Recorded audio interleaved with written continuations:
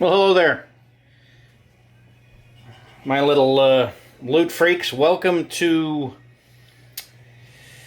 Chef Agriterra's version of shrimp Saganaki. Now, shrimp Saganaki is made with, I got about a dozen raw shrimp here. I've shelled them and I've patted them dry. And we'll get to the whole moisture bit after. 1 good size onion,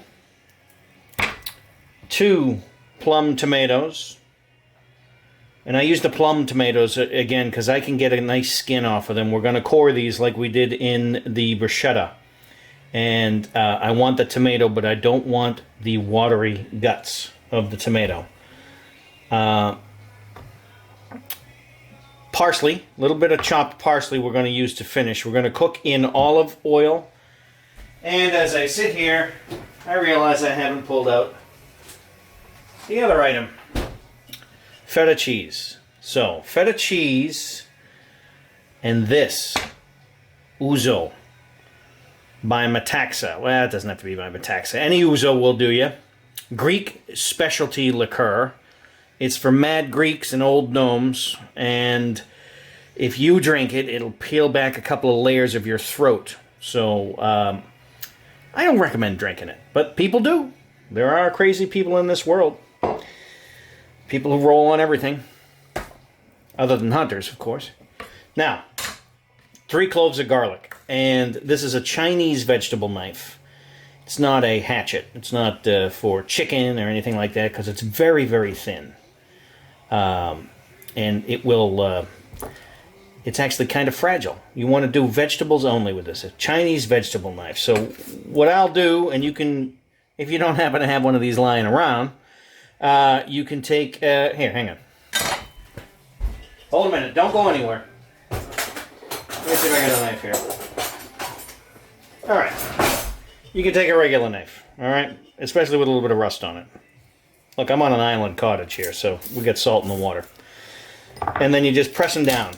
Alright, so you take and press down on your garlic. Press down. And now if you have a garlic press, well, first off, this will peel very easily after you've broken it. Okay? So if you have a garlic press, these will go in the garlic press. If they don't, you can dice them. I like to crush them in the garlic press. It just gives a finer... It gives a finer, even crush on the garlic. Cutting, sometimes when I cut, I get bigger chunks, and that'll wake you up in the morning, boy-o. Alright, so, we'll take a little bowl, we'll take a little garlic press here, put a couple of cloves in there. Give that a squeeze. You see them coming out there like that. Okay. Uh-oh, big piece. Let's do that again. Put that in there. Okay, and that's our 2 cloves of garlic. Crushed up nicely. Point of the knife there. We'll get the rest of that out. All the goodies for our dish.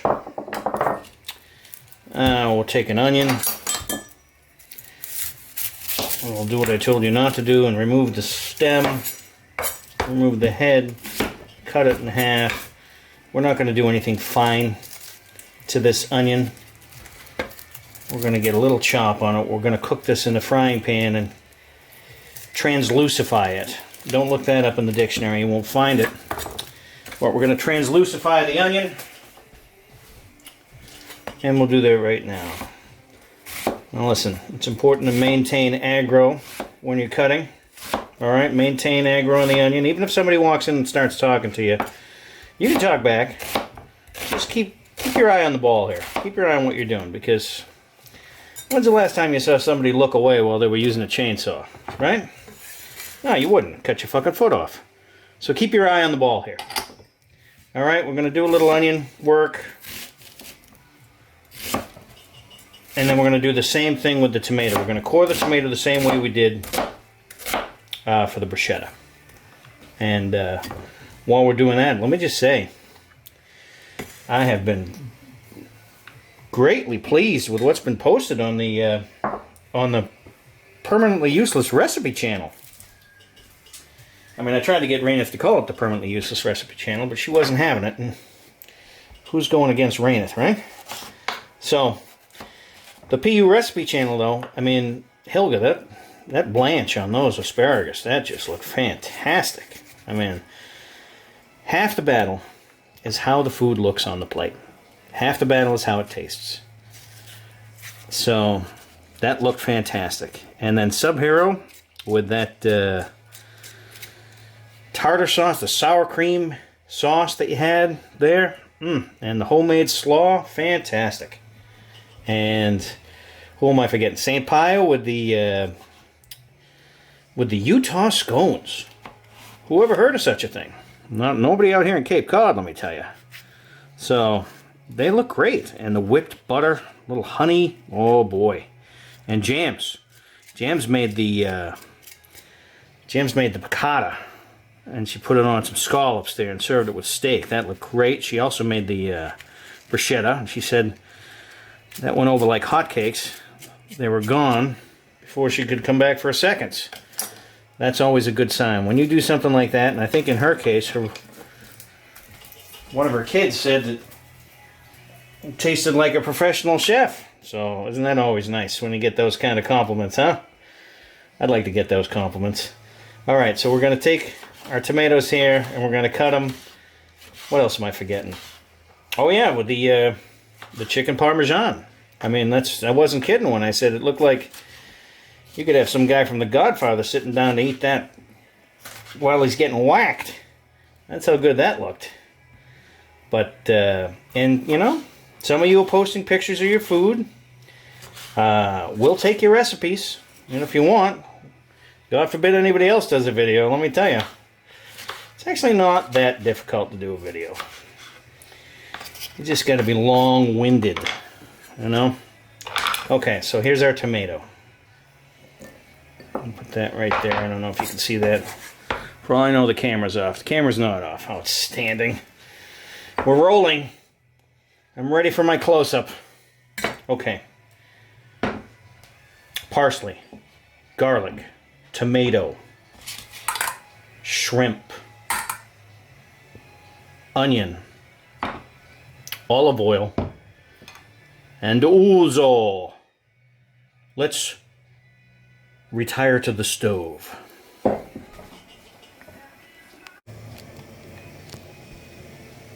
Okay. So we got a regular frying pan going now. And what happened there? Looks like we lost a light. We got a regular frying pan going there. I got it on high. We're going to add some regular olive oil to it. Alright? We want to coat the bottom of the pan with olive oil. Alright? There we go. Maybe a skosh more there. In terms of measurements, yeah, it's coat the bottom of the pan. Alright, we're going to take our one large onion. We're going to get that in there. You hear that nice sizzle? Alright? I'm going to get that in there, and then I'm going to go root around for something to work with on the stove here, because I am super prepared. Ready to go. There we go. Okay. So we are going to translucify our onions. And that basically means we're going to cook them until they're soft. Alright? Until they're translucent. Okay.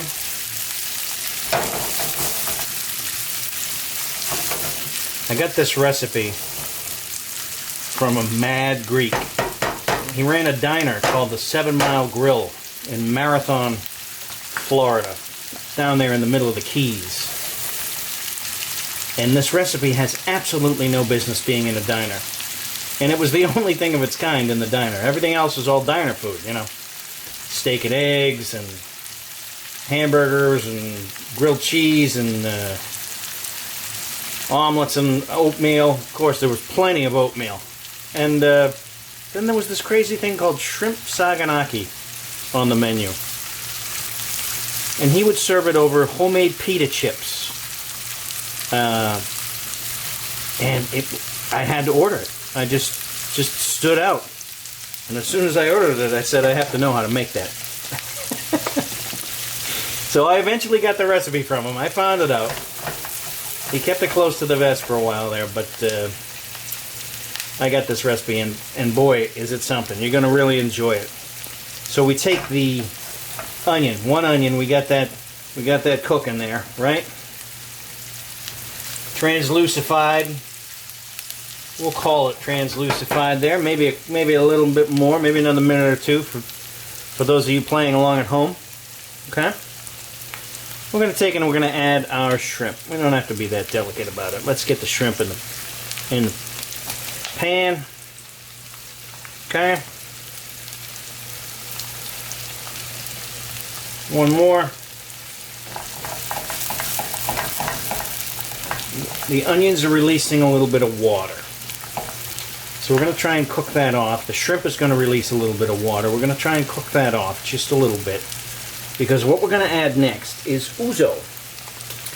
And you remember how I said it peels a few layers of skin off your throat every time you drink it? Well, you can try for yourself, because you're going to need a bottle of this if you are going to make this dish.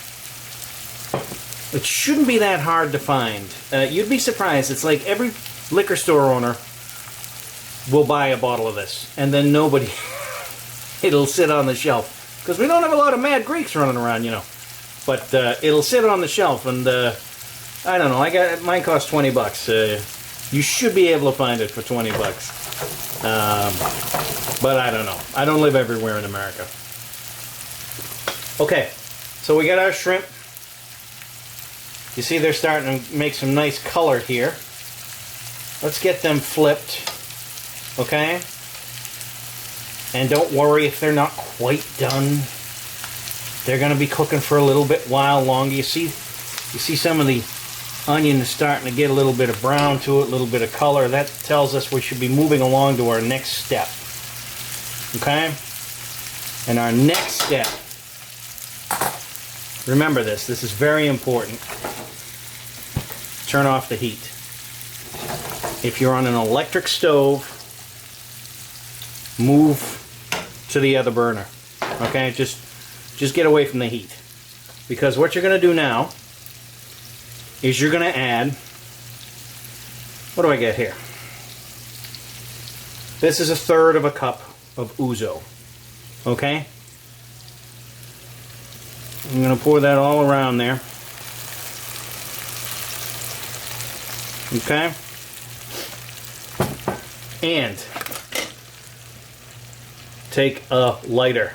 Step back and light it. Okay? Ouzo, very flammable. Just like the Mad Greeks. Very flammable. Okay, so what we're doing here, by the way, you're showing off like crazy in your kitchen right now if you're doing this. Alright? People going nuts. They're like, ooh, ah, you should be selling tickets, you know, that kind of thing. We're burning off the alcohol. Because we want the flavor of the ouzo, but we don't want the alcohol. Alright, we get our alcohol from White Claws and, you know, MC Runs, you know, everywhere else, but we don't need it in our food. In this food, anyway. Some food you really need the alcohol in. Alright, so let's cook that off. Cook off the alcohol. You see it starting to come down a little bit. Maybe we'll give it a little flip. Get some of the alcohol on the top to move around a bit. If you're nervous, open flame on the stove and all, turn it around with a spatula. You see how you're bringing the alcohol back up? Turn it around. Don't panic. Don't keep any gasoline by the stove. Get the bottle of ouzo away from the stove when you're at this. But, I mean, that's pretty much it. Alright, we've cooked off the alcohol. You see it still fighting there, still lingering. Lingering like the town drunk. Alright, she's all done. Let's turn it back on. Heat's back on, okay? let's get this puppy bubbling. See, it's a little wet. All right, that's the ouzo and the shrimp and the oil and the onion juice. All right, we're going to try and cook that down a little bit. We're also going to add, at this point, 2 plum tomato skins. Okay, get those puppies in there. We're going to give this a decent boil. All right, get this up to heat. Who else are we missing? Lauding our praises on. Let's see, Gub Jub was talking about some food that sounded pretty appetizing. I gotta be honest with you. We haven't seen a recipe or a picture. We did get the Caesar salad picture, but I think that was canned. But we'll take anything we can get from you, Gub. We don't need the bowl of Cheerios so much, Syraxis, you know. However, that sauerkraut did look good. Huh? Sauerkraut and sausages? Not a damn thing healthy on that plate. Nothing. We're also going to now add a little bit of chopped garlic. And I add the garlic later because we want it to be a little stronger. If we added it earlier, we would cook out a lot of the garlic flavor in there. So we're adding the garlic, and it's going to get cooked in, and it's going to release strong garlic flavor into the juice of this sauce. Okay? Who else are we missing? I don't know. My memory's not what it once was. And it never was any good to begin with, so. Okay. So we got a little bit of a boil going here, right? A little bit of a reduction going here.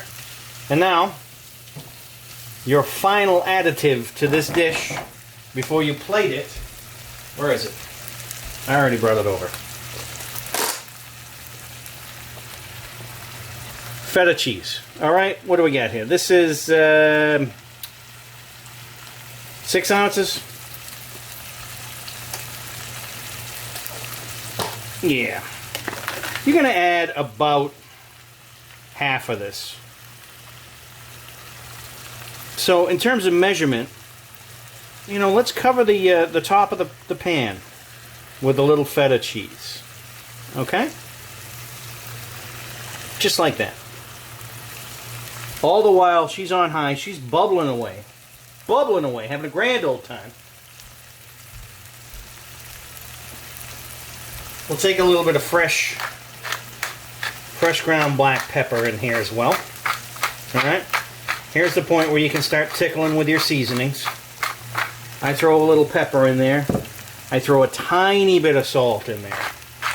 Tiny bit of salt because feta cheese loaded with salt. And oh, is it good. Alright, now we're going to flip this over. And we're going to, the feta cheese is going to melt. And it's going to turn into a cheese sauce. A feta cheese sauce with this. It's not going to all melt, right? It's not going to turn into a soup, but it's going to start turning into a bit of a thick sauce. Because some of the cheese is going to melt. It's obstreperous. It is stubborn, but it is going to melt eventually. Okay, and this is it. Ladies and gentlemen, for those of you playing along at home and not rating Hogger, we have shrimp Saganaki, onion, tomato,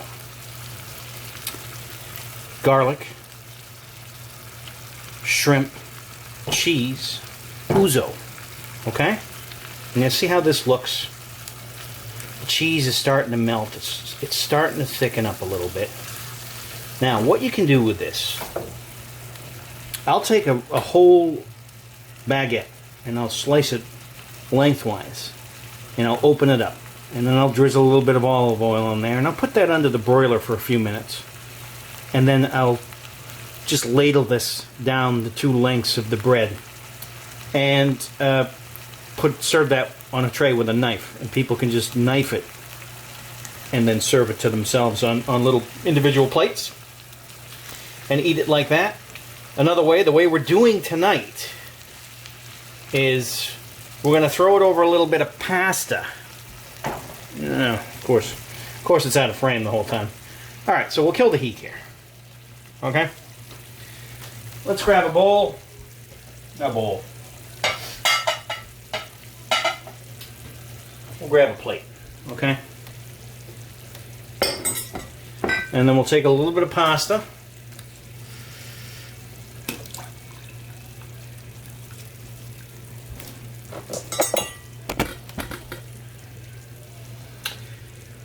For those of you playing along at home, I am serving some pasta onto a plate right now.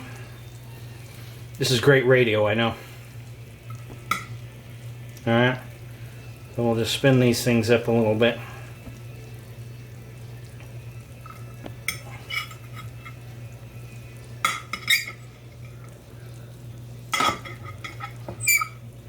Okay.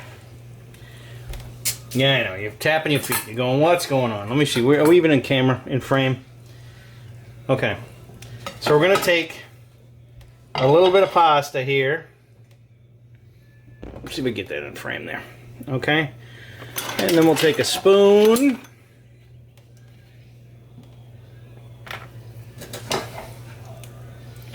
And we're just going to ladle this over the pasta. Okay. A couple good ladles over. And then a bit of sauce. Alright, if you're serving for the family, you just put this entire thing over one giant tray of pasta. Okay? And then if you're like me, you bang it out with a little bit of parsley. And then there you have it, ladies and gentlemen. Shrimp Saganaki with over pasta with parsley. Okay? Enjoy from the Mad Greeks at Marathon. And